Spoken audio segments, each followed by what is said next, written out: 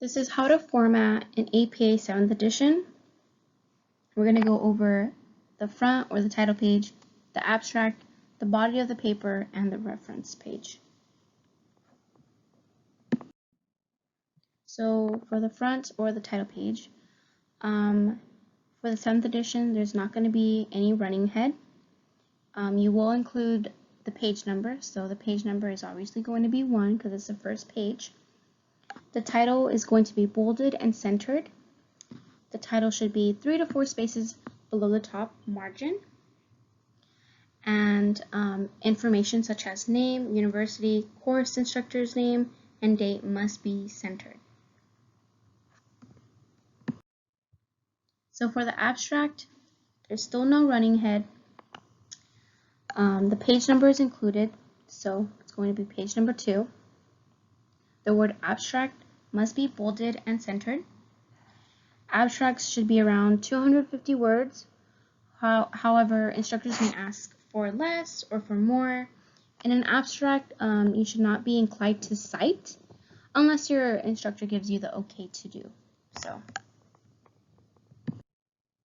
So for the body of the paper, the first page of the body, the title must be bolded and centered. There's still no running head.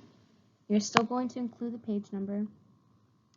However, you're not going to include an introduction header. I know in the 6th edition, sometimes they will have like an introduction header. However, this is not the case. It's just going to be straight away. So for the body of the paper, for the headings, so as you could see that the second level heading in the photo, it's going to be literature review. Other second level headings could be hypothesis, participants, evaluations. Must be on the left of your paper, and it must be bolded.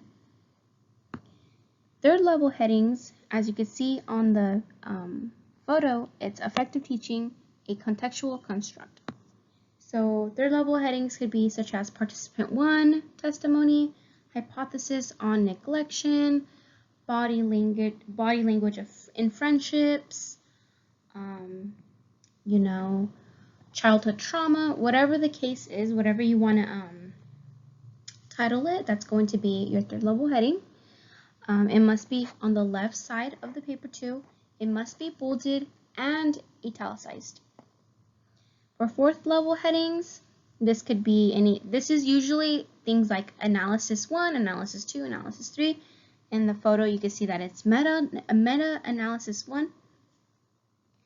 It must be bolded and indented as if it was, the first sentence of your new paragraph. So it should just mesh into your first paragraph. So for the body of the paper, long quotes.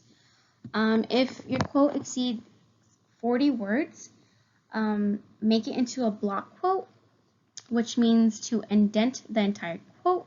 So you're just going to tab it, right? And you don't want to put quotation marks on your quote.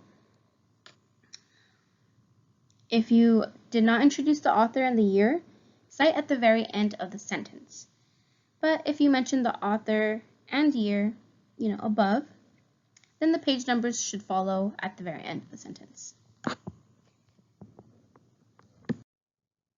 So for the body of paper, figures or tables, you're going to do the same thing as the headings, but it's going to be a little bit different, and I'll tell you how. So for the label of each figure or table, it must be in order. So figure 1, table 1, figure 2, table 2, whatever the case is. You're going to label this, and it must be bolded, and it must be on the left side of the paper. And after your figure 1 or your table 1, whatever the case is, below that should be your title. So, for example, you can see in this photo that it says figure 1. Below that, it's illustration of HET's branching structure. That's the title of the figure. And the title of the figure should be also on the left of the paper, and it should be italicized. So for the APA 7th edition, in regards to the reference page, nothing has changed. Besides that, there's no running head. You still have to put the page number, and references, the title of that new page should be centered and bolded. And if you want to learn how to cite references, I have a whole other Google slide or a whole nother link to that to teach you how to do that in APA 7th edition. But this wraps up our slide, so thank you for watching.